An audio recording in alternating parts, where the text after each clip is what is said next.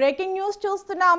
Moinabad drugs కేసులో కీలక పరిణామం చోటు చేసుకుంది. మాజీ ఎమ్మెల్యే పైలట్ రోహిత్ రెడ్డికి బీఆర్ఎస్ షోకాజ్ నోటీసులు జారీ చేసింది. ఈ కేసు వ్యవహారంలో ఆయన ప్రమేయంపై ఆరోపణలు రావడంతో బీఆర్ఎస్ అధిష్టానం ఈ నిర్ణయం తీసుకుంది.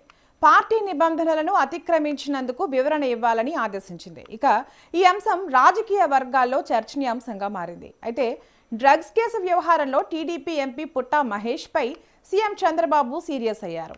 ఆయనకు కూడా పార్టీ అధిష్టానం నుంచి షోకాజ్ నోటీసులు ఇచ్చారు.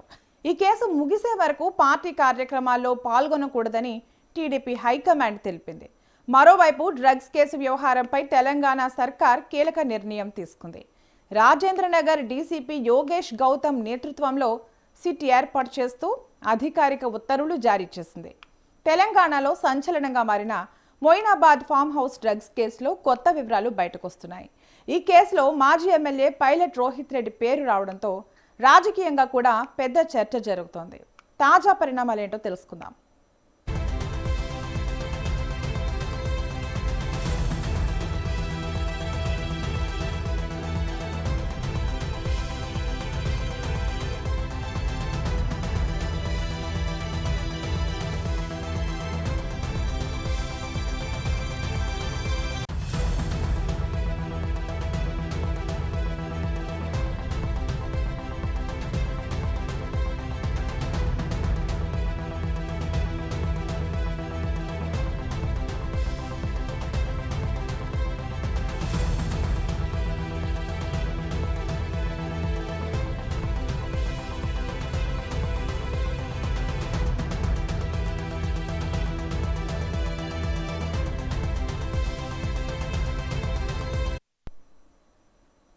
మొయినాబాద్ డ్రగ్స్ కేసులో కీలక పరిణామం చోటు చేసుకుంది. మాజీ ఎమ్మెల్యే పైలట్ రోహిత్ రెడ్డికి బీఆర్ఎస్ షోకాజ్ నోటీసులు జారీ చేసింది.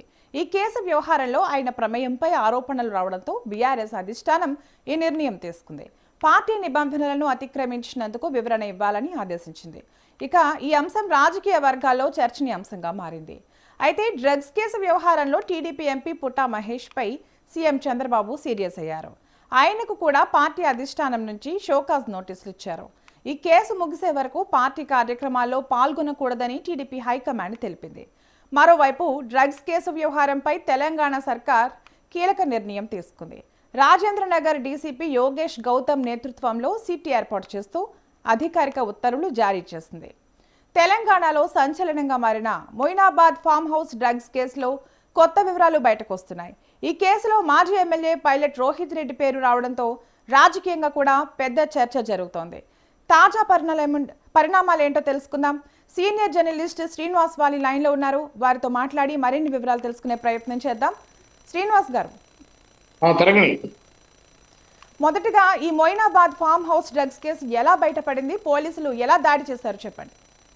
సైబరాబాద్ పోలీసులకు వచ్చిన విశ్వసనీయ సమాచారం ఆధారంగా ఈగల్ అంటే elite action group for drug law enforcement, ఈ బృందం ఏం చేసిందంటే మొయినాబాద్ ప్రాంతంలో ఉన్న మాజీ MLA pilot Rohith Reddy farm house పై అకస్మాత్తుగా దాడి చేసింది. డ్రగ్స్ పార్టీ జరుగుతోంది అనేటువంటి పక్కా సమాచారంతో పోలీసులు రాత్రి సమయంలో ఈ రైడ్ నిర్వహించినట్లుగా తెలుస్తోంది. ఇది తరగని ఆ రోజు జరిగినటువంటి సంఘటన. పోలీసుల దాడి సమయంలో అక్కడ పరిస్థితి ఎలా ఉంది, ఎవరు ఉన్నారు అక్కడ? ఆ రోజు పోలీసులు దాడి చేసే సమయంలో ఫామ్ హౌస్ లో రాజకీయ నాయకులు, రియల్ ఎస్టేట్ వ్యాపారులు, ఇతర వ్యాపారవేత్తలతో కలిసి డ్రగ్ పార్టీ నిర్వహిస్తున్నట్టుగా పోలీసులు గుర్తించారు. అక్కడి నుంచి సుమారుగా ఆల్రెడీ అక్కడ దాడి చేసిన సమయంలో దాదాపుగా 2 గ్రాముల కొకైన్ కూడా స్వాధీనం చేసుకున్నట్టుగా పోలీసులు తెలిపారు. తరగని శ్రీనివాస్, పోలీసులు అక్కడ ఉన్న వారిపై ఎలాంటి పరీక్షలు నిర్వహించారు? మొత్తం అక్కడ దాదాపు 11 మందిని పోలీసులు అదుపులో తీసుకుని డ్రగ్ టెస్ట్ నిర్వహించారు. ప్రాథమిక పరీక్షల్లో 5గురికి డ్రగ్ వినియోగం పాజిటివ్ గా వచ్చినట్లుగా అధికారులు తెలిపారు. ఆ జాబితాలో మాజీ ఎమ్మెల్యే పైలట్ రోహిత్ రెడ్డి పేరు కూడా ఉంది.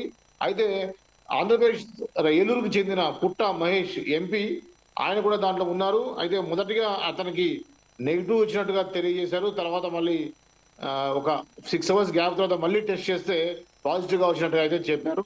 ముఖ్యంగా ఏంటంటే పుట్టా మహేష్ ఎంపీ ఉండటం, అలానే మాజీ ఎమ్మెల్యే రోహిత్ రెడ్డి ఉండడం అనేది దీంట్లో సంచలనంగా మారింది. శ్రీనివాస్, ఈ పార్టీలో ఇతర ప్రముఖులు కూడా ఉన్నారని సమాచారం వస్తోంది. దానిపై వివరాలు ఏంటి?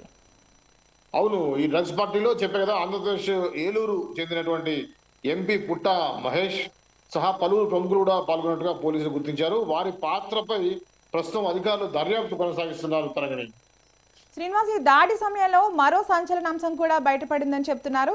దానిపై ఏమంటున్నారు పోలీసులు? అవును తరగని పార్టీలో పాల్గొన్నటువంటి ఒక వ్యాపారవేత్త తన వద్ద ఉన్న లైసెన్స్డ్ పిస్టల్ తో గాలిలో కాల్పులు జరిపారు. ఈ సంఘటన అక్కడ చోటు చేసుకుంది. ఆ విషయాన్ని పోలీసులు వెల్లడించారు. ఇది దీంతో పాటుగా ఏంటంటే మామూలుగా ఒక డ్రగ్స్ కేసుతో పాటుగా ఆయుధాల వినియోగం, దానిపై కూడా పోలీసులు విచారణ కొనసాగిస్తున్నారు. అది లైసెన్స్డ్ పిస్టల్ అయినప్పటికీ కూడా దాన్ని ఏ సమయంలో వాడాలనేది దాని కొన్ని రూల్స్ ఉంటాయి, రూల్స్ అండ్ రెగ్యులేషన్స్ ఉంటాయి. దాని ప్రకారం మాత్రమే వెపన్ ఉపయోగించుకోవాలి. అయితే ఆ ఉపయోగించిన తీరుపై కూడా ఒక కేసు నమోదు చేసి విచారణ కొనసాగిస్తున్నారు. శ్రీనివాస్, ఈ కేసులో ఇప్పటి వరకు పోలీసులు తీసుకున్న చర్యలేంటి? ఈ ఘటన కేసు నమోదు చేసినటువంటి పోలీసులు పైలట్ రోహిత్ రెడ్డితో సహా, ఆ ఎంపీతో సహా, పుట్టా మహేష్తో సహా మొత్తం వాళ్ళందరికీ కూడా కోర్టులో హాజరుపరిచారు. కోర్టు వాళ్ళకి 14 రోజుల జ్యుడిషియల్ రిమాండ్ విధించినట్టుంది. ప్రస్తుతం వారు జ్యుడిషియల్ కస్టడీలో ఉన్నారు. శ్రీనివాస్, ఇక ఈ కేసు దర్యాప్తు కోసం ప్రభుత్వం ఎలాంటి చర్యలు తీసుకుంది? డ్రగ్స్ కేసు తీవ్రతను దృష్టిలో పెట్టుకొని తెలంగాణ ప్రభుత్వం కీలక నిర్ణయం తీసుకుంది. రాజేంద్రనగర్ డీసీపీ యోగేష్ గౌతమ్ నేతృత్వంలో ప్రత్యేక బృందం సిట్ ఏర్పాటు చేస్తూ అధికారులు ఉత్తర్వులు జారీ చేశారు ఈ రోజు ఉదయమే. ఈ బృందం డ్రగ్స్ సరఫరా నెట్వర్క్, పార్టీలో పాల్గొన్న వారిపై వారి పాత్ర ఏంటనేది లోతుగా విచారణ అయితే జరుపుతారు. తరగని okay, right Srinivas, thank you.